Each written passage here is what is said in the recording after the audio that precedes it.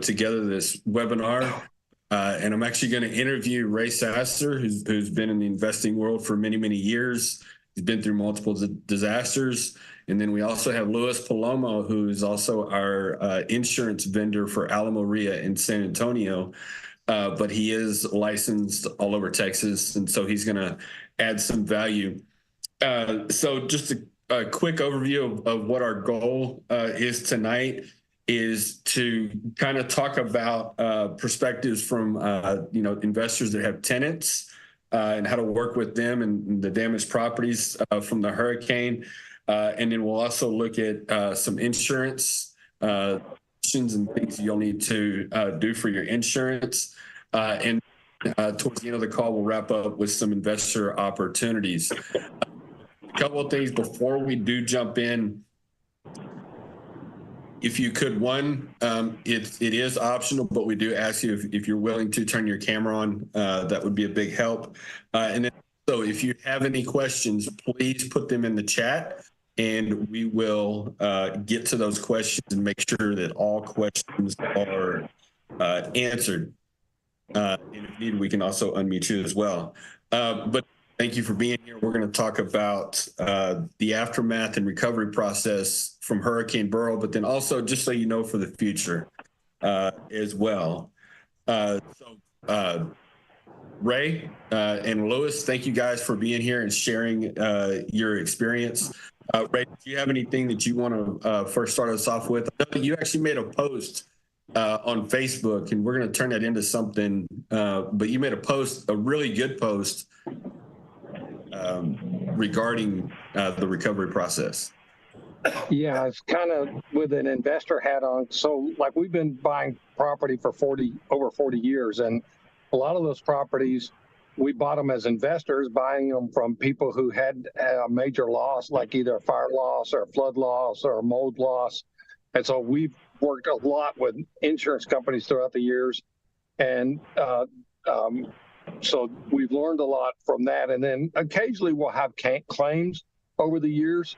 And Louis will talk a lot about the claim process. In fact, I'll probably talk about that first, just so we can kind of get a context of what we're doing. But as an investor, we're going to have tenants that have issues, and we're going to have issues with our property. So we'll want to know how to handle that. And then, of course, there's going to be properties that are put on the market, and we'll maybe, if you have some questions, talk about how to work with the sellers when they're dealing with an insurance claim and what you have to do. I'm doing a lot of fire loss, buying a lot of fire properties.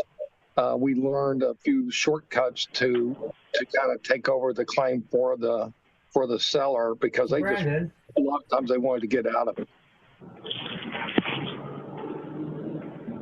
And that's it for me, James. Good deal. Hey, Louis, do you want to introduce yourself? And also, while you're introducing yourself, do you want to put your website link in the chat also, in case anybody has any questions or anything like that? Sure. Thanks. Thanks, James and Ray, for allowing me to come on here. My name is Louis Palomo, and I am with Insurance Analytics Group. We are a broker here in the San Antonio area.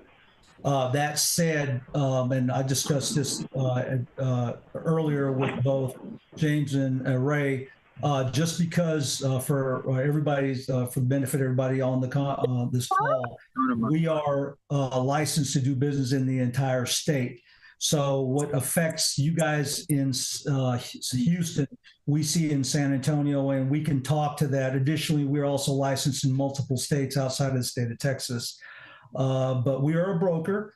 We represent many carriers as it relates to both tenants and investors, both single family, multifamily, et cetera. And we are, my wife and I are investors as well. So we know exactly what you're going through from both opportunities, what you're looking for and so forth. But anyway, with that, that's who I am. And that's what we do, and that's what we are about. Did you want me to just go on into what we were going to talk about and so forth? Yeah, and go ahead. Okay, well, I was just going to say that, from investors' perspective, a lot of us, in fact, I have a claim on a property that we were in the middle of a rehab. and then I have a claim on a rental property, and then I have a claim on our personal property. So there's different types of insurance that people have out there. And Louis, you might just talk about that, what the different situations are, Sure. and then maybe talk about the actual claim process. Yep. Let's, if I could, let's talk about the claim process first. And then what I'm going to do is I'm going to address each one that's a point you just mentioned, being a homeowner, also having an investment property, and also from a tenant perspective as well, because the process is very much the same. It's a little different, but it's very much the same as far as the protocol is concerned. First things first, we understand, and I understand that the storm came through a week and a day ago. So hopefully by now, if you haven't already, we have filed the claim. That's the very first thing right out of the bat. That being said, when we make that claim, you're going to get a claim number and also the name of your adjuster. Please write the claim number and the adjuster's phone number down as soon as you get that information, and don't lose it, especially now for those of us that have major damage. And my assumption is, and I'm going to assume everybody's got some kind of major damage as far as that's concerned.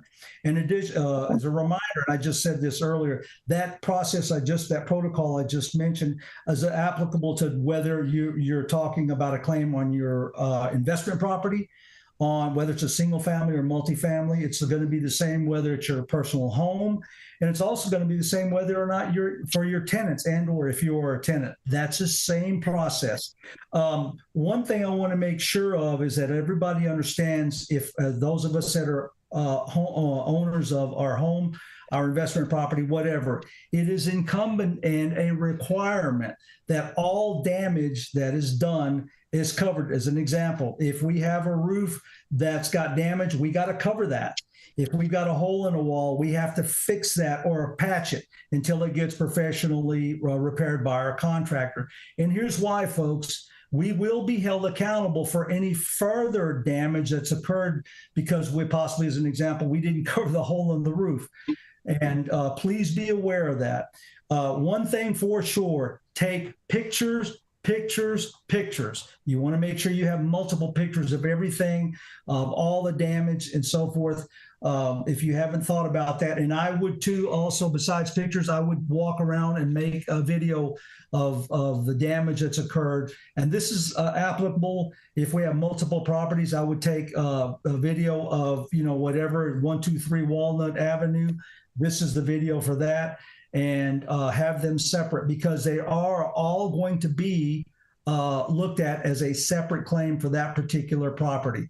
Some of us may have, if from a policy perspective, as it relates to multiple properties on one policy, please make sure again that you have those videos labeled as that particular address there. And if you have policies, a single policy per property, that'll work just as well as far as that's concerned.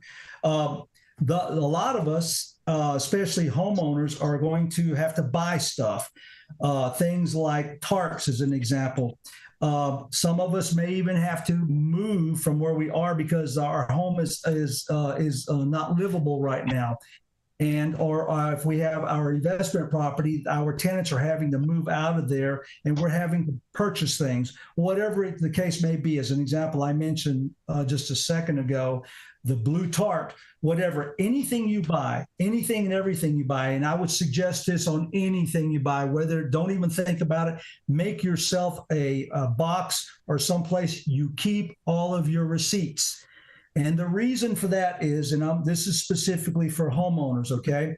If you have your home and you've had to buy stuff for that home, and up to and including where you've had to move out of the house temporarily and you're living in a hotel, your homeowner's policy has got what's called loss of use. And I would write that statement down, okay? Because it's going to be applicable. Loss of use is for your homeowner, and it's loss of rents for our tenant policy. And that's applicable to our single family and our multifamily. And I'm going to come back to that point. I'm just going to address that now. First one, the homeowner's policy. If you're, and of course, this is if you have that type of coverage in your policy. And Ray and James, you guys call to my attention. If I get too far in the weeds here, please let me know. But my sense is it's very important that we all know this because this is a special meeting for special needs and wants, and I want to address that. And anyway, so let's talk real quick Louis, about. for me personally, it's not because we have that situation now. A house is unusable and the renters can't stay in it, and we have loss of rents in the policy.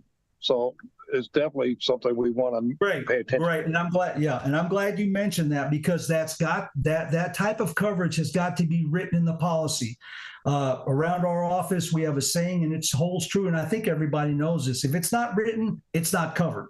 And in this current landscape of insurance, I think we've all been hit. We all know what's going on with insurance companies in general, and I'll address that later on as I get talking about that. If it's not written, it's not covered. So please know that. To Ray's point, that's applicable to our tenant policy, whether it's our single family investment property and our multifamily. And I don't know if we've got any multifamily owners, but it also applies to them. If we have any kind of damage that's due to the hurricane rather, and it necessitates that our folks have to move out, on that claim, you want to make sure and bring that to the attention of the adjuster. And if I could make this suggestion as well. I got no damn insurance. I'm sorry. Okay, moving on. You have to make sure, and this is all needs to be talked to and through your agent. Keep in mind, folks, the agent works for you.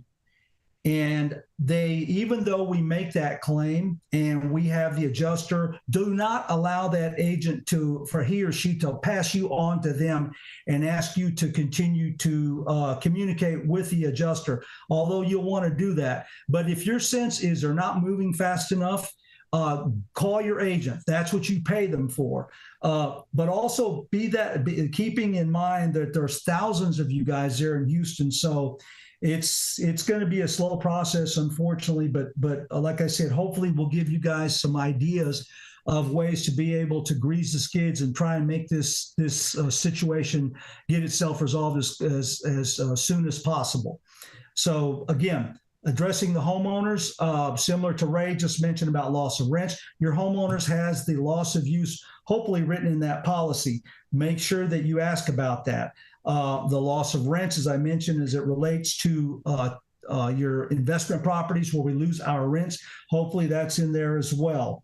And then additionally, remember, keep this in mind, you're going to have to consider you all have a deductible, okay? And basically, just to cover that real quick, the way the deductible is going to work, let's say we have damage and it's estimated at $10,000. We have a $2,500 deductible. That simply means is that you're going to have to pay $2,500 of that $10,000 claim. Your insurance company is going to pick up the rest.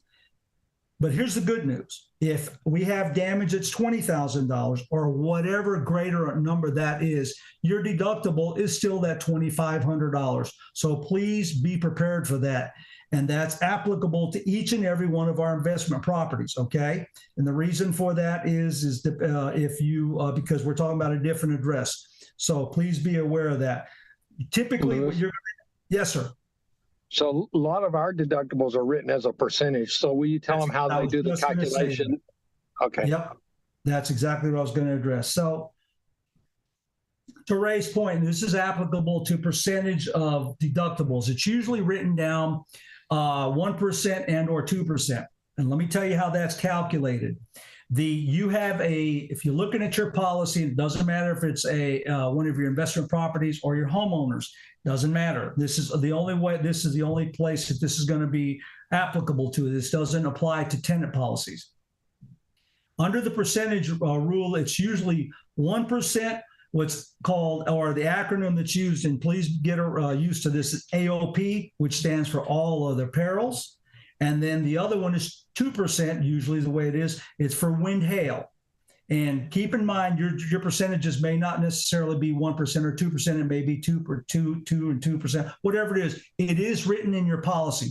The way you calculate that in terms of dollars is this. If you go to dwelling A, that's got a dollar value of what your home is insured at, say $200,000. So let's say your home is valued at $200,000 and or your investment property, it's the same process, is at $200,000. And you have a 1% all other peril deductible and a 2% wind hail. You simply multiply 200 grand by 1, you got a $2,000 deductible for all other perils, and you multiply 2% wind hail by the $200,000 again value of your property. So you have a $2,000 all other peril and a $4,000 deductible for your wind hail. That's the way it works. And it's really simple. Believe me when I tell you it's very simple to calculate. Again, if you have any problems on that, reach out to your agent. He or she will walk you through this and or should walk you through this. And again, I can't overemphasize the enormity of how busy they're going to be in this time. So I would suggest call them, text them, email them. That's how you do it, and stay on top of them. Remember the old adage, squeaky wheel gets the grease, and that's where they're at. So can I ask a question? Hey, Lewis. Yes, yeah, sir. I was actually just about to ask that question. You have a question in the chat. What about loss of income for a short-term rental where they lost power and they had a guest there that had to actually leave? So can you cover that? Sure. First, know this, okay? First and foremost, guys, this is going to be, and they're cowboys, and I say it's the adjuster. It's going to be up to he or she. And even your underwriters for your particular company, your particular carrier, relents to whatever the adjuster, what he or she does. And it's going to be up to them. And again, you're going to have to, let's address this real quick, Ray, because I know this is probably, we're going to have a lot of folks here addressing this loss of rents, okay? They're going to require you, and know this up front, they're going to require you to prove the amount of rents that you've been having over the last 12 months or whatever the scale that they're going to give you. Because what they're going to say is this, okay, you're going to lose rents for, and we still don't know what that looks like, okay? So please know that. But you will have to prove how much lost rents that you're going to ask for. And this is a definitive number in terms of loss of rents. You got to know this, okay? Your loss of rents, again, is in your policy, and it's written in two fashions, okay? One is the total amount of rents that is available for you, but it's written in a way that it's available for you for the entire year. So as an example, let's say the loss of use, okay, or loss of rents, okay, and the verbiage may be a little bit the same or a little bit different rather, but it means the same thing. Loss of use is applicable more often than not to your homeowner's policy. Okay, loss of rents is applicable to your policy that you have for your investment property or your single family or multifamily investment property. So please know that. But it's the way that it works is this way. You'll see a $20,000, for example, number on your policy. That's divided by 12, because what they're telling you is this is a maximum amount of $20K you're going to get within a 12-month period. You got to know that. Okay, so that's the way that typically operates. Now, please keep in mind, I'm being very specific here, but generally speaking, some carriers may do it a different way, but it's going to be very parallel to what I'm talking about. Okay, so please know that and that's applicable to the homeowners and those of us that are investors. Now, let's talk real briefly to talk about those of us from a tenant perspective. Okay, tenants are going to have to do the same thing as it relates, as I went through the protocol, to filing the claim and so forth. But it's different because the tenant policy only covers their stuff, right? That's all they have in the game. You own the structure or the home or the apartment complex where they live. Now, the tenant is going to have, hopefully, they'll have their policy that is covering all of their stuff. They too are going to have a deductible, and typically that deductible could be $500 or whatever it may be. And they're going to have to follow the same protocol, file the claim. The carrier is going to make that available to them in terms of an adjuster. Some of us may be able to, from a tenant perspective, be able to file that claim, take pictures, upload them, and you won't have to deal with an adjuster. Some carriers will be doing that. Real quick on that point, I want to make sure that and I just mentioned this earlier about a lot of these adjusters are cowboys. And what I mean by that is this. A lot of adjuster nowadays, all companies, and certainly insurance carriers are not different from this at all. What they have done is they've cut away with the adjusters, or cut them loose, better said, the adjusters that work for the carrier, and they hire contract carrier or contract adjusters. Okay, what that means is that adjuster doesn't necessarily work for the carrier. Please know that. Sometimes I think State Auto still has some adjusters that work for them, but they're one of the few. So please be aware that just because you get an adjuster, he or she's out there, does not necessarily mean that he or she works for your particular company or carrier that they're representing. So please be aware of that, because sometimes that has a direct impact on the adjuster getting back to you. And they have, and especially in light of what's going on there in Houston, that's why I'm saying you're going to be reaching out to your adjuster. He or she may not get back to you in a timely manner. Remember, from there, you go to your insurance agent. That's what he or she is for. And you send an email. You leave them a phone number. When you call in there, leave a message with them, or you text them.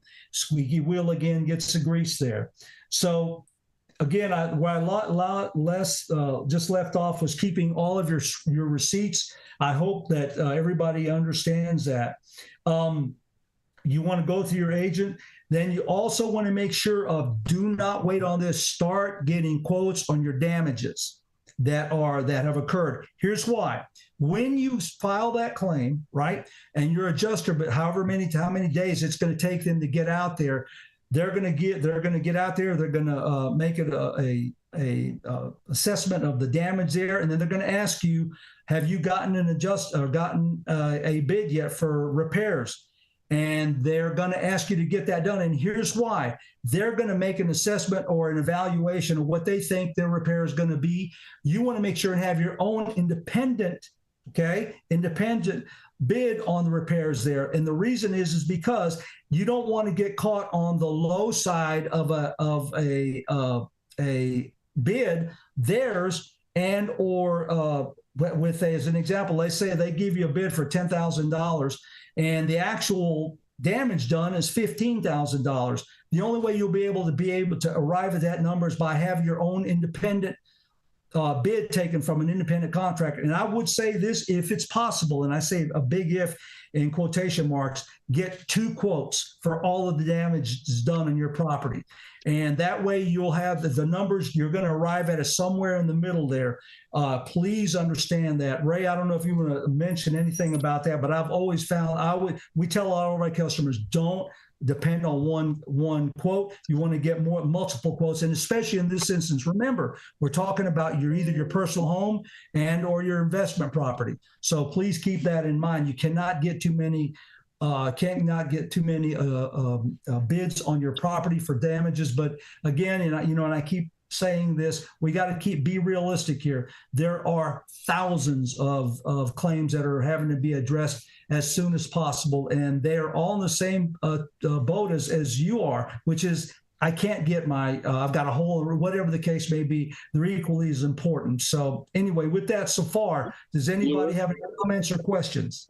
Louis, on that, I'd like to add something to that. So I've been doing rehabs for 40 years, and my son does most of our rehabs now. And on one of our jobs, one of our properties, he went with me and looked at it, and I was surprised at how much stuff I missed, damage that I missed, and that the adjuster missed. So it's almost like you can't have enough set of eyes looking at this stuff early on. And Indeed. So I would say, even if you think you're really experienced, you're going to miss a lot of stuff. And if you get that other contractor in there, he's really looking at it with a fine-tooth comb, trying to figure out where all the damage is, because he doesn't want the surprise later. And I don't know if this is a good time to bring it up, but the elephant in the room is public adjusters. You might, I don't know if we really want to dive deep into it, but you might want to spend a minute or two what your personal experience when dealing with public adjusters and how that changes the relationship between the insurance company and the customer. Good point. Let me address that here in just a second. I want to make sure, and I just briefly mentioned this about the deductible. Please keep in mind you're going to have to pay a deductible, okay? And different carriers handle that different ways, so just keep that in mind. But let's talk about that adjuster. Now, there's an adjuster that is directly related to the carrier, and there's what they call public adjusters, to Ray's point. Please keep this in mind, okay? I go to your carrier's adjuster first. That is, file the claim, allow them to get their adjuster out there to you. Let's do that first. I want to keep this as simple as possible. If you go to a public adjuster, and you're going to be solicited for that right now, okay, if you haven't already, do not just my recommendation, okay, obviously you can do whatever you want, but my recommendation is do not go to a public adjuster until you've gone through your private adjuster first, who directly works or represents, better said, your carrier. The reason is because if you go to a public adjuster, the communication between you and your carrier and you and your adjuster is cut off. You're going to have to go directly to that public adjuster for everything. Say it this way. If that's done, you now have flood. If you think of it this way, if we've had water that came from the outside in the house, okay, your home was flooded. If you have flood insurance, that's a completely different claim altogether. So please know that. The protocol I just mentioned applies there as well. You're going to have to call whoever your flood carrier is again. And I would start with my agent, work there, have all that information in front of you. If you have, that's what you're talking about, rising water, not water that comes through a hole in the roof. Okay. That's right. Rising water. And there's a lot of that damage that is prevalent in the Houston area, rising water. So think of it this way. If and remember, there's a certain amount of coverage that you have as far as flood is concerned. Okay, remember that's through FEMA. It's a federal program there. So there's going to be the rules and or coverages are a little bit different as far as that protocol is concerned. So please be aware of that. But again, if you have a flood policy, that's a claim. If you have a homeowner's policy, that's a separate claim. If you have an investment property that's a damage, that's a third claim. So please keep this in mind. There's a lot going on here, and keep everything written and keep all your receipts and make sure you put it in a safe place, because you're going to be dealing with this for a while, is my concern about as far as that point is. On that note, I want to switch gears real quick to Ray. You mentioned this earlier. Those of us that have properties in the FAIR plan, okay? Those of you that have properties in your FAIR plan, we're going to be dealing with the state of Texas there as well. Protocol is pretty much the same. Let me do this as well. I want to remind you, you guys may have the ability to go online and file a claim. If you haven't done that already, go online and check that, because that bypasses all this other stuff here. And you may be able to get yourself a claim number as well. And that once you get a claim number, then you know that you're in line, if you will. So that's something you can always come back to when you make a call in, find out where am I in my claim. They're going to ask you for that claim number. So I'd get that sucker tattooed across my head, especially those of us like Ray. Ray's going to have multiple tattoos, and the reason is he's got multiple properties. So I cannot overemphasize once again, the importance of that. But the FAIR, as a reminder, the FAIR plan is through the state of Texas. There's going to be the protocol as far as filing claim is the same. You're going to have loss of rents there available depending on how your policy is written. At our agency, we always, if we're dealing with investors, no matter where in all the states we deal with, we always make sure that that's included there. as far as loss of Hey. rents is concerned. Hey, Lewis, for those that may be on the call, may not understand what the FAIR plan is, can you kind of briefly describe what that is? Sure. Just as a reminder, the FAIR plan is as follows, okay? It's written differently. More often than not that I'm not going to assume this. Policies are written in one of two forms, okay, for value: actual cash value and or replacement cost. Most of us want our policies to be written in actual for a replacement cost. For example, our homeowners policies, we want it written that way where we live. And our investment properties, we want them written with replacement cost as well.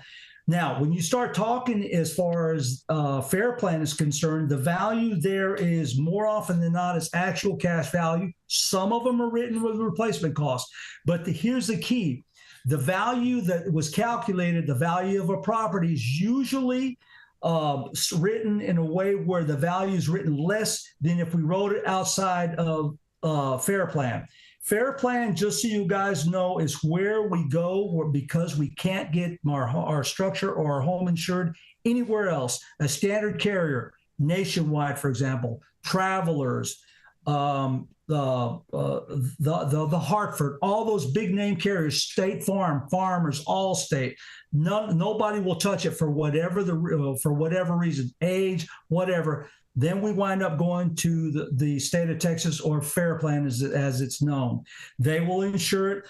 There's a little bit of difference there in terms of, and the biggest one is the value that they insure our property at. But at this point, as we all know, some insurance is better than no insurance, and that's where the saving grace that we have as it relates to FAIR plan.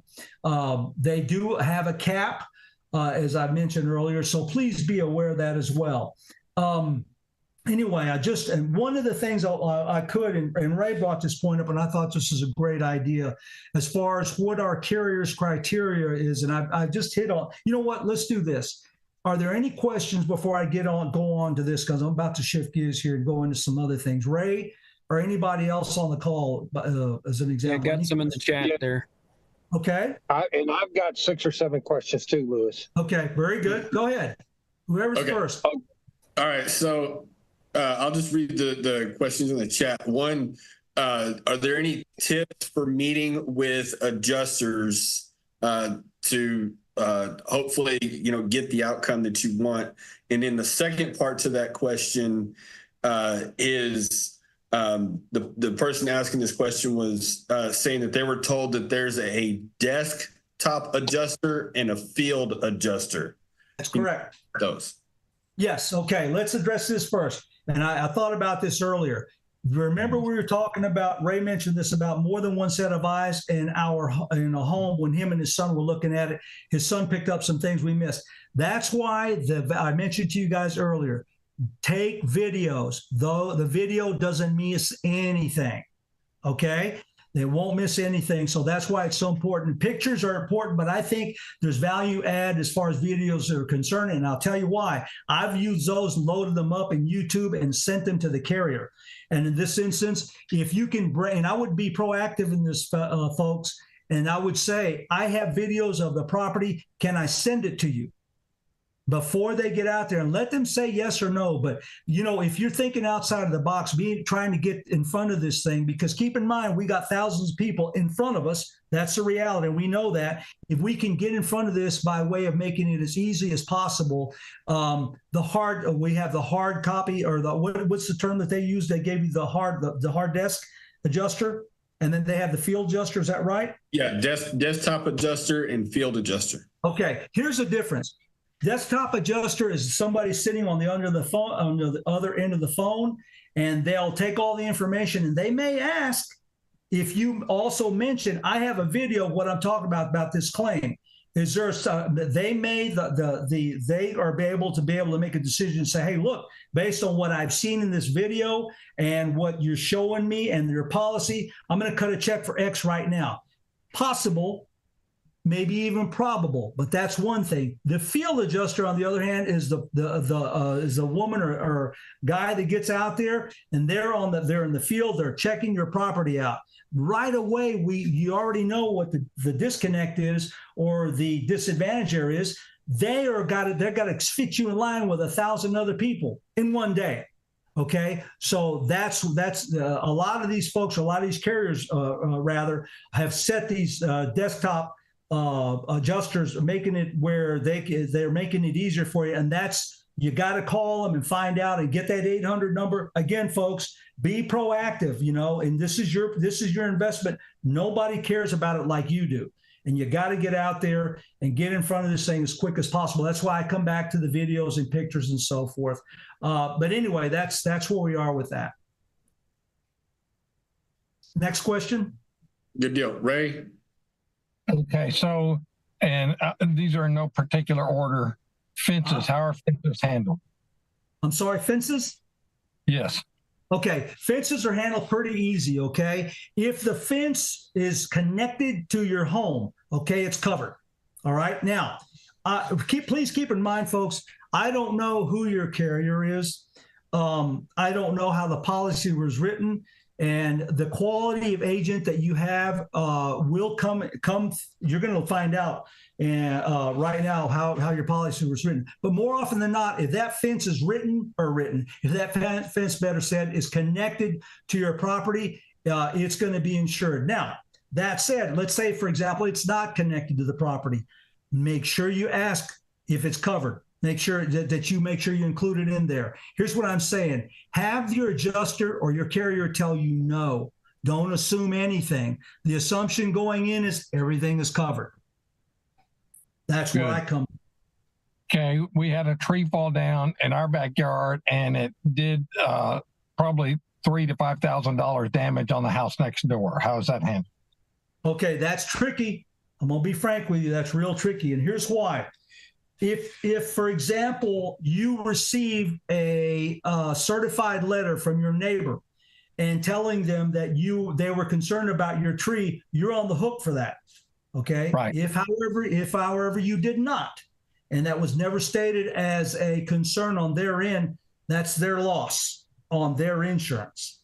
Okay. Now, I would, however, bring that point up to your adjuster and let them know, or to your carrier when you file that claim, hey, look, and they may tell you the same thing. Now, keep in mind, more often than not, we are responsible only if we've been notified, but it varies from carrier to carrier.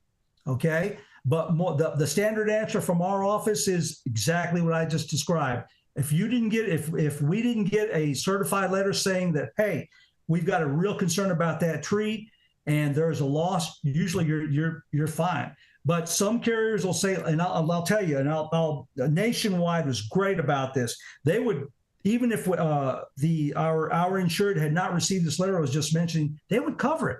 Why? It was the right thing to do. But Nationwide is no longer in the picture. They don't insure in the city.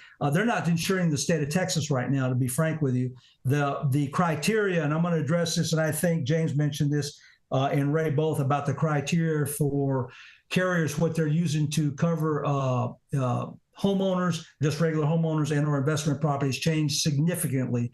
We'll circle back to that in just a second. Next question. Okay. Along with that is some of these trees are very expensive to get rid of. If that property is land across somebody else's property, where does your responsibility end? That's going to be up to your adjuster. And they have a lot of latitude here. Yeah, because remember, in that instance, A, am I responsible? B, if I'm not responsible, I still got, 50 feet of a 100-foot tree on my property. How's that adjusted? And I'm positive there's coverage there. Exactly what it is depends on your adjuster and whoever your carrier is. And keep in mind, there's a lot of these adjusters and or carriers that are going to say, no, there's no coverage for that. And ask questions. And if and when that occurs, go back to your insurance agent and let them know, hey, why isn't this covered? Explain this to me. Because remember, they work for you. What's interesting is I asked the adjuster some of these questions, but since he's an independent contractor, he probably doesn't even know what my policy says. And so I like the idea of going back to your agent, say, give me chapter and verse, let me know what the rules are. Exactly. Okay. there are some HOAs, for example, I've run into this. It's a kind of a two-part question, but there's some HOAs, like, for example, that says you cannot patch your roof. You have to replace the whole roof. So in a case like that, let's say the damage is over 20% of the roof. What do you do? And then secondly, who wants a patched roof anyway? You know, Now, Ray, when you say a patched roof, are we talking about temporary patch with the blue tarp until somebody gets out there? Or are you talking about where somebody makes a repair and it looks hideous because we have two different colored shingles, for example, or tiles? Exactly. There. Yeah, you got a year-old shingle up against a new shingle. You know, they're never going to look the same. So, okay, now, great question. Policies written offer this, okay, and this is tricky, okay? I'm going to be frank with you, and this is why. There are some policies that are written that it's called matching both shingles and or exterior walls, exterior bricks, etc. If your policy has not been written like that, remember what I opened up with. If it's not in the policy, if it's not written, it's not insured. And that's a hard reality. Many of us are going to find out. Remember what I said earlier also, we're going to find out what kind of agent we have. Now, it may not, and I'm not going to lay the fault completely at the agent's feet because there's a lot of things that we don't know. It's an educated guess, unfortunately. So that's one of the things that is going to have to be addressed, especially Ray, back to your point, the homeowners association. How are they going to, you know, how is that going to be handled? And that's, again, going to be between your adjuster, you and your agent and the carrier. And it's going to be a struggle. Let me just put it like that. It's going to be a struggle. Okay. Next question that I have, and I'll probably have more as we go along, but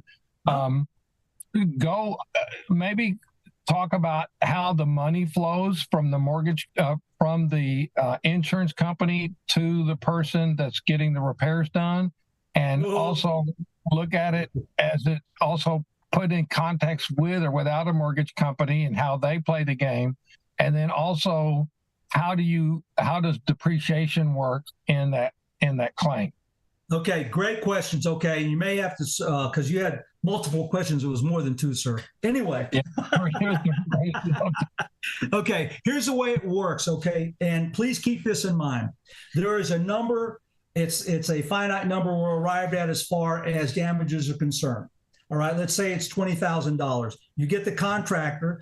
Now, the way it's going to work out, and it's not the same carrier to carrier. Please know that. They're all different in how they pay out. Usually, the carrier is going to make out the check to the person who's the owner of the policy, and let's say it's John Doe, and they will, on occasion, make it out to John Doe and ABC contractors. Okay, it's going to be written out to both of them. And the reason is because just think about it. The check is, the carrier is making the check out for a repair that they want to be done. And the only way that they can rest assured or be as sure as they possibly could be is if they make it to not just the homeowner, but also the contractor that's going to do the work. However, please keep this in mind as well. ABC Contracting Company usually is not going to get the entire $20K.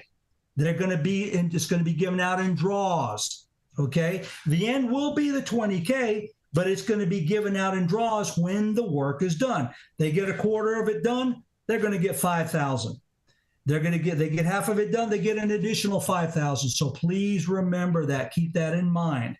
Now, also in addition, sometimes they being the carrier, will write that check to include the homeowner and or typically not the contractor, but the mortgage company. If that happens, get a hold of your agent and get around that. Okay, we run into quite a bit of that, by the way. And if that occurs, get a hold of your agent and let them know we got to get this check reissued, and it's got to be in my name or whatever the case may be. They shouldn't be surprised, but you never know. But please make sure and get that. And again, that's going to be paid out to your contractors in increments, usually is the way it is. And if you think about it, it makes sense. Nobody wants to pay, you don't go to a car shop and they give you an estimate of $7,500 and you pay them up front before they started. It's after the fact. This is the same way. There is no difference. And Louis, I might just to put a little bit of another perspective on that. We own or finance properties, some properties, and so we're the loss payee on some of these things. And my tenants or my buyers usually are not competent to hire contractors or make sure that they don't just throw away that money. So as a loss payee, I want to make sure I have some say-so in how that repair is done. And great point. Great point, Ray. And if I could, I would express that same sentiment. And I hope everybody heard that. For those of us that are owner finance, make sure that you get between, and I mean this in a good way, between your tenant or your owner of your property that you're financing for and your contractor. You want to make sure that the quality, that it's we want to make sure that this is a legitimate contracting company that's pulling permits. We got to remember this, folks. We want to make sure our permits are pulled, okay? Because there's gonna be a lot of scammers going on there in Houston, and they're everywhere. And please make sure your permits get pulled. I cannot overemphasize how important that is. Doesn't matter if it's, especially if it's a roof or if they've got to rebuild, whatever. You make sure that the permits are pulled and that you see them. And you want to make sure, to the best of your ability, that all of your contractors are bonded and insured. And if I would go one step further, and I would say I want a certificate of insurance. Ray, I don't know if you want me to go there, but I would recommend because a lot of these things, people are cutting trees down, and cutting trees down is probably the most dangerous thing you can do on this planet. That's right. That's right. You get yourself a certificate of insurance. All that is, folks, is this: your contractor is insured. You ask them for a certificate of insurance. It doesn't cost them anything, by the way, and it's free, and you can get it within 20 minutes. We get ours out in 20 minutes for all of our clients, all of our contractors, okay? All it is this. It's proof that that particular contractor has insurance to do the job today, okay? You make sure it's got today's date written on it, all right? And if you've got a funny feeling, I would call the insurance agent on that certificate of insurance, because the certificate of insurance basically says this: it's got the name of the agency that the contractor, whose name is also going to be on there, is insured through. It's got the name of the policy. It's got the it'll tell you it's all X'd off. It's general liability. That's what you're looking for, general liability. It's going to have your limits, and it's also going to have the policy number and the date of the policy that's good for. And you want to make sure that it's today, that it encompasses today's date at least. Okay, we have had, and I know they're there in Houston, that we have them here in San Antonio, where what happens is the contractor gets a policy today, he gets a certificate of insurance today, tomorrow he cancels that policy, but he still has that certificate of insurance. Okay, that's why you want to protect yourself. And the certificate of insurance, you can even say, hey, I want to be listed as a certificate holder on there. And that's your guarantee that as of today, that contractor's got insurance for you to do your job for you. Because if you don't do that, remember what I said earlier, if it's not insured, if it's not named, it's not insured. Okay, James, and those were my questions. Are there any other? Well, I had a thing about depreciation, getting depreciation back at the end of on the end of the contracting part of it. Let me address that real quick. That also that applies to both our homeowners policies as well as our investment property. This is the way it functions, okay?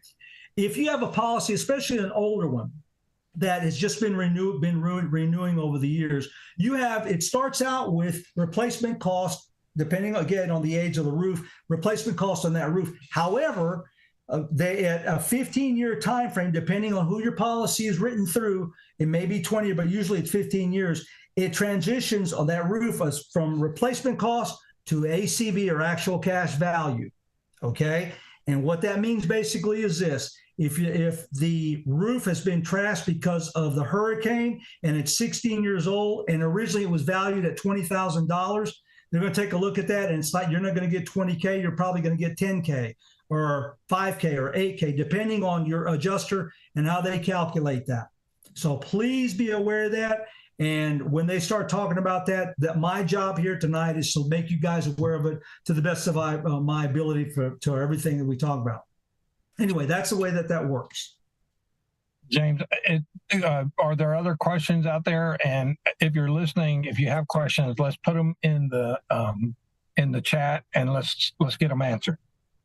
Yes, as of right now, there are no questions. Again, I'm going to repeat what Ray just said. If you have any questions, drop them in the chat. We will get them answered. Louis, if you could, for one, thank you for all of this valuable knowledge. Can't tell you how valuable this has been. So thank you for that.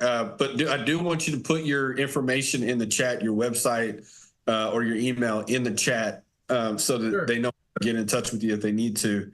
Let me see. Let's see. I had a follow on with my question, James. Okay. So how do I make it good with the adjuster? Any suggestions, Louis, on getting the guy to work in your favor, or just be nice, or what? I would, yeah. Hey, listen, and that's a great question, because we all need to remember this. They're people just like you are, and they're out and they're sweating their tail off, and they're on roofs, and where they're working is not pleasant at all. So just be very accommodating. I would let them know, hey, by the way, I've taken video of all this. And just be very accommodating. And if I could, and I know probably most of us are going to do this, but I'd get to that property and you want to meet them there. Okay, if you can, if you can find out their schedule, you want to meet them there. But I would suggest you get there, give yourself a half an hour minimum or an hour minimum, and walk your property, and make sure that you figure out as where you can where most of the major damage on your property has occurred. Make sure, and this is just a suggestion from my point of view, nobody likes to be told how to do their job, right? You, me, nobody. That includes our adjusters. As they're going through, provided you've already done that property walkthrough and they miss something, I would just say, hey, listen, what about this? I just noticed that. Is this anything I should be concerned about? Play stupid, and I can play that real well. My wife tells me all the time. Okay, you want to do that as well. Point something out to them, and not a way that you want to, hey, dummy, you missed this, but in a way that just, hey, you just happen to see it and they didn't. Bring it to their attention, and believe me, if you do, they're going to be glad they did. Because here's something else, and I just remembered this. This is important. All of us need to remember this. When we go through the whole process, we get our check, and then the work starts to get started, and then they find additional damage. Okay, that doesn't mean that you're one and done with the first quote that we got, the first check that we got. Okay, there's a supplementary claim that will be adjusted for your property. It's done all the time, so please know that, because keep this in mind, folks, especially if we have a major claim where the house is a shambles or it's fallen down on itself. You guys are not going to know exactly how much damage is till we take everything off, and that's not till the claim has been approved and the work starts. We start taking all this debris off of there, and all of a sudden we find there's some more damage there that we hadn't counted on and hasn't been counted on for that claim. That's when you have to get a supplemental claim done. Your adjuster knows all about that. So please know that, because a lot of times we're going to wind up freaking out on things like that. But you do have that, hopefully, with your particular carrier, whoever they may be. Okay, we had a couple more questions come through. One, yes, this meeting is being recorded, but it's also on YouTube as well. I'm going to drop our YouTube channel in the chat. Also, we're going to be picking up this discussion Saturday in Houston at our meeting. Our normal main meeting was originally scheduled for this past Saturday, but due to everything, we decided to push it back to this Saturday. So we're going to continue this discussion this coming Saturday at our monthly main meeting. But Louis, a couple of questions here. I'm paraphrasing, hope I get it right. How much is the minimum that is not worth filing a claim because of the future impact on the premium? That's question one. Great question. Great question. And that's got two answers, okay? Let me let you guys know this, okay? Remember what I mentioned to you about your deductible, 25 or maybe it's 5,000. Most of my investors here, it's 5,000 minimum usually.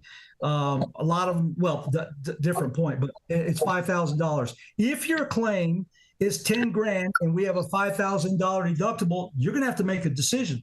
Okay. Do I want to pay $10,000 out of my pocket, or just pay the $5,000, have the insurance pick up the rest? Now, that's one consideration. Here's the second thing. Okay, because it is what we call a CAT claim or a catastrophic claim, it's an act of God. That's the way it's looked at. You can't control any of this. Therefore, I hesitate to say this, in times past, none of us would be held accountable for this. In other words, it would not affect our premium or our renewals later on. Those times, and this is just my view, folks, okay, please know that those days are gone. Remember, we talked about the insurance landscape changing drastically. That's one of the areas, and this gets back to James and Ray, you guys mentioned this earlier, which is the criteria that's now being utilized by our insurance companies to whether or not they're going to insure a risk. And even though, well, I've got a wicked echo here. That was Ray. I just muted him. Can you repeat that, because I didn't understand what it means? Okay, sure. So basically what it means is this: if you have a $5,000 claim and I'm sorry, a $10,000 claim rather, and you have a $5,000 deductible, you have to pay the $5,000, and then the insurance will pick up the rest. This is me. You guys keep this in mind. And again, this is just my opinion, okay? These claims that we're going to be making, I think, just my opinion, but this is what I do for a living, folks. There's a joke, for those of us that have seen Draft Day, okay? There's a scene where it says it's a whole new world, all right? The insurance is a whole new world. And the reason I say it's because the criteria that's now utilized for risk has changed from carrier to carrier.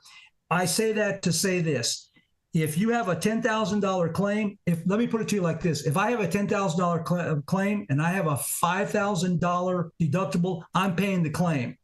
Here's why: because I don't want to negatively affect my upcoming renewal that's coming in 6 months or 12 months maximum, or 8 months, because I know that even though it's a catastrophic claim or a CAT claim, as it's known as here in the insurance world, they say that it doesn't affect you because it's an act of God. I don't buy that anymore. I think that it does affect us. I've seen the change. It's not a great deal, but it's something each and every one of us would consider. And I would tell you this: talk to your insurance agent. He or she should be able.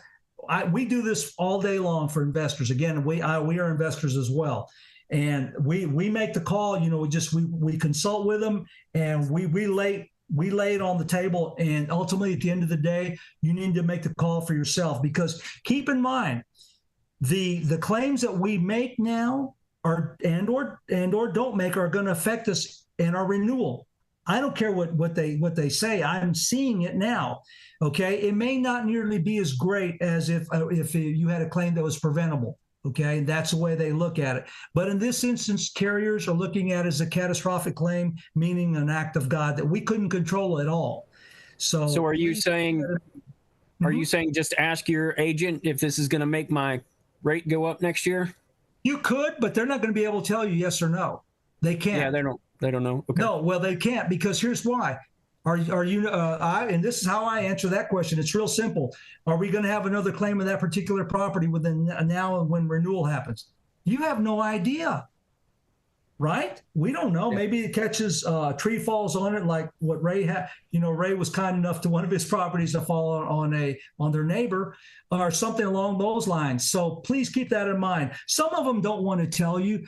We don't have. There's transparency here at our agency, and most agencies, my sense is they are as well. But nobody knows the answer to that. Therefore, what I say is this: go with what you know. And in this instance, if we don't know, that's what you know. You don't know, so I'm not going to take a chance. I know that probably it's going to, again, based on what I'm seeing, it's probably going to affect our renewal. And if it does, that's going to be your new benchmark going forward. Keep that in mind. We can never get back to that unless unless we get a different quote from a different agent, unless our rates see a decline, and unless there's a different carrier in there, all of which is highly not probable right now. And think of it this way: do you think prices are going to come down? No. I don't either. And this is what we're talking about in our agency.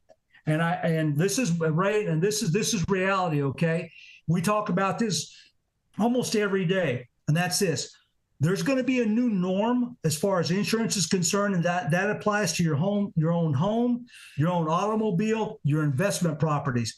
I don't know what that new norm is, but I do know this: it's not going to be like it was before. No way. Gone are the days of $550 a year premium for an investment property. $850. Those days are gone. Because the insurance is always making money, and we are losing anyway. So what is the reason why we keep the insurance? Well, if first of all, it's required if it's mortgaged, right? It's Right. required. There's no way around that. Secondly, if you have a property that is paid for, you need to get with your agent and ask about an actual cash value policy, ACV. It's going to be less expensive, but it's less coverage. Yes. Okay. And or thirdly, you know what?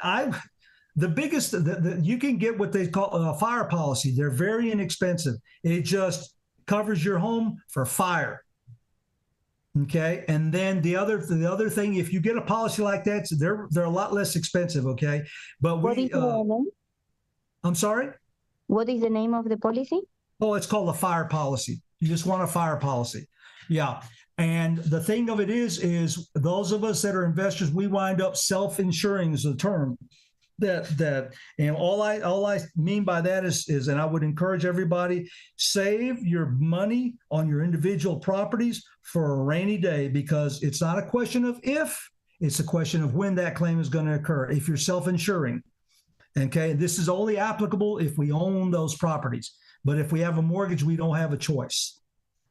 So, Lewis, in the Gulf Coast area, we could get a fire policy, a rising water policy, and self-insure for the gap.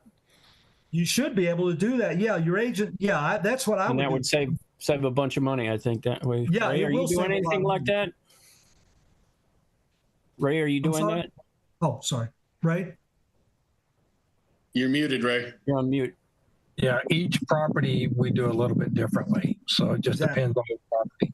Some of them we've got private lenders involved, so we have to make sure we cover that. The other big thing is this is a catastrophe of trees. The wind wasn't bad enough to do the damage to the structure. It was blowing the trees on top of the houses. So now I'm rethinking how do I want to buy houses with big pine trees around it, or big oak trees, and maybe cut my trees down more often. And after Katrina, we ended up going to a place about 50 miles north of New Orleans, and every pine tree and every oak tree was broke. It was either blown over or broke, and that was a category 3 to 4 when it got there. We got a category 1. So if you had that big category, it's going to break everything. And a lot of these houses in Houston are 50 years old, which means you have an 80 to 100 foot pine tree. Well, by far, most of ours blew over. They didn't break. Yeah, and the The pine ground trees was wet, and they just blew over. Yeah. Yeah. We had a drought last year. I have a question. You hear me? Yeah. Hello for everybody. Sorry. We have a note that it fell down in our home, and it make holes in the roof. We have for the three areas. We have it was not even it was our neighbors' trees, and of course they don't have insurance. So because we have holes in the roof, we decided to change the roof, because all the roofers, they say, okay, I will give you an estimated next week, and it was another storm coming. I don't know what part of Houston do you have, but we have 2 days more of very big storm in here in close to Energy, very, very big. electrical storm, like 3 hours. And if I didn't do that, all my whole house would be flooded. So I opened my claim. As I was assigned by an adjuster, but the adjuster didn't contact me either. But of course, I don't have electricity. I need to change the panel. What happens if the panel has water in it, and the meter box? Maria, can you just for brevity, and you and I can talk offline, and maybe you and Louis can too, but give us kind of like a question if you can. Yeah, my question is, do I have to wait until the adjuster approve the repair, or because this is necessary to change the panel? Maria, let me. I don't think you were on the call when I talked about this. You have got to address your damage now, because you can be held accountable. Not that you will, but you can be held accountable for more damage occurring because you didn't, for example, put a blue tarp on that roof to prevent water from coming in. You didn't get pumps to get that water out of your structure. Okay. You don't have to.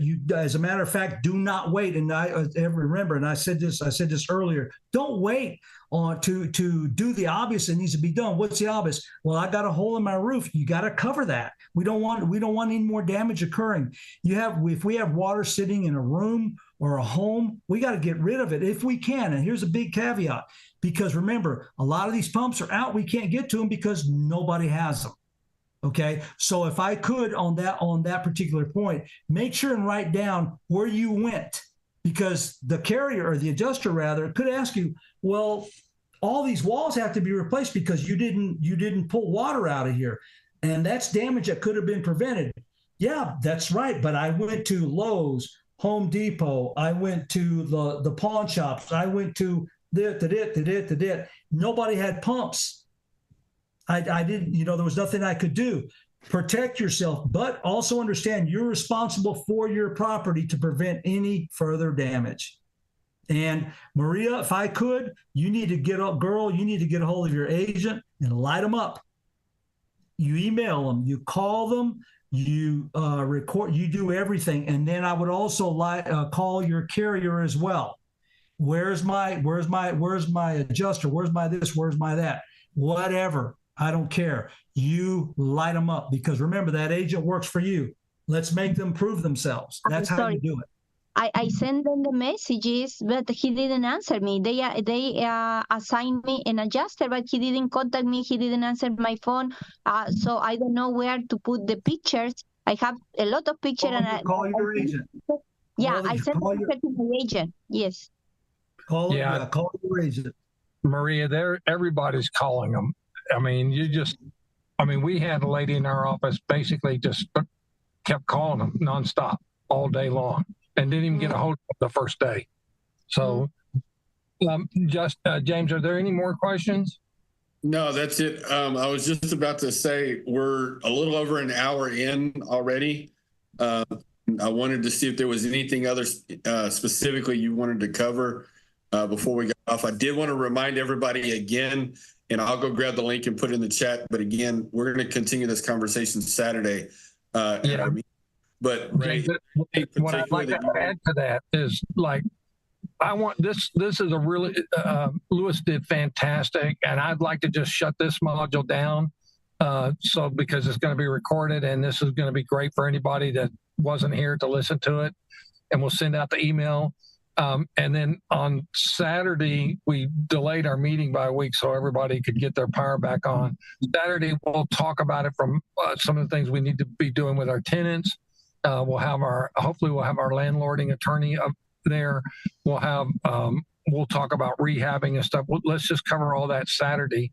And to close this out, the last thing is, Louis, how do people get a hold of you and get to work with you in the future?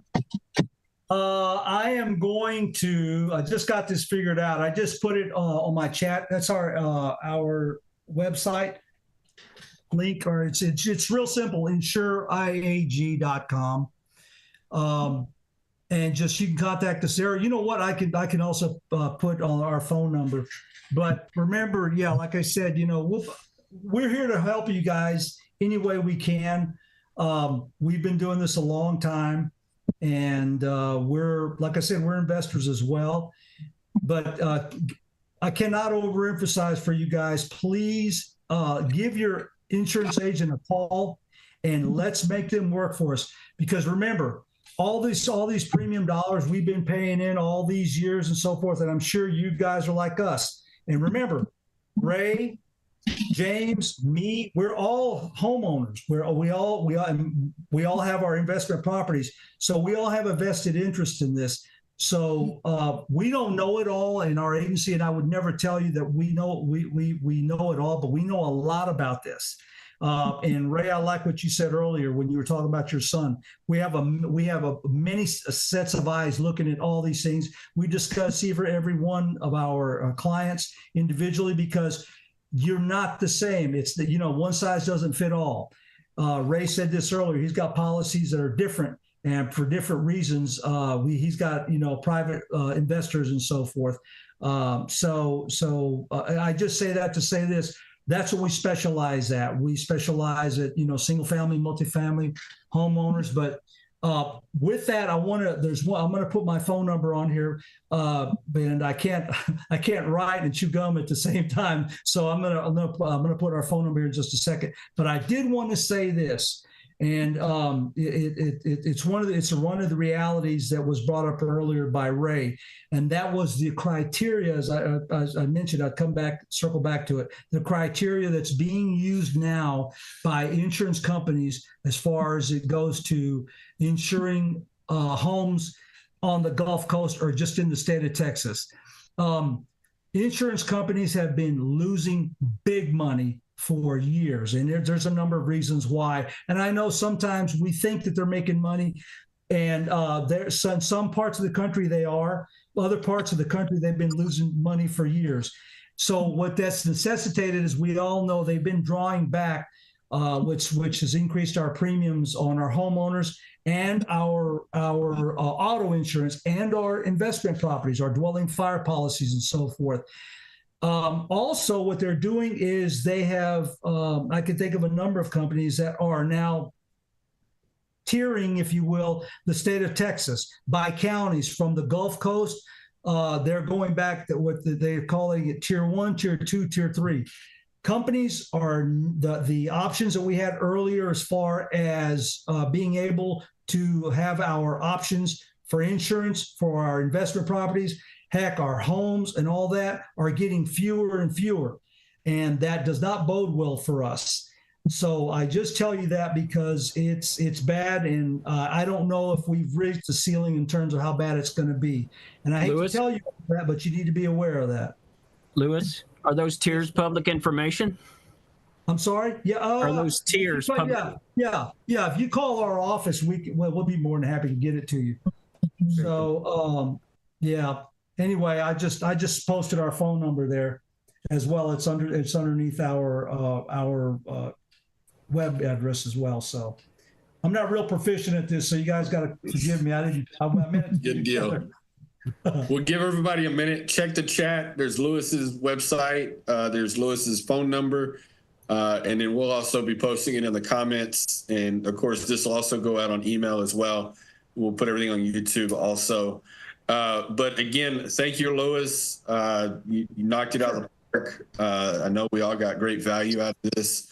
Thank you, Ray, for some of your perspectives and some of the questions you asked. I know that you helped keep Lewis on his toes there. Questions. Thank you very much. And then thank you guys for being here. We definitely hope that you got a lot out of it. And I can probably almost guarantee that you did. So thank you guys for being here. And we're going to go ahead and call it a night. And we will hopefully see everybody there Saturday. Thanks, Ray. Thanks, Lewis. Thanks, James. James, can you answer my questions in the chat from early, please? I'll send you a text. Yeah. Thank you, sir. We'll see everybody. Thanks. Bye.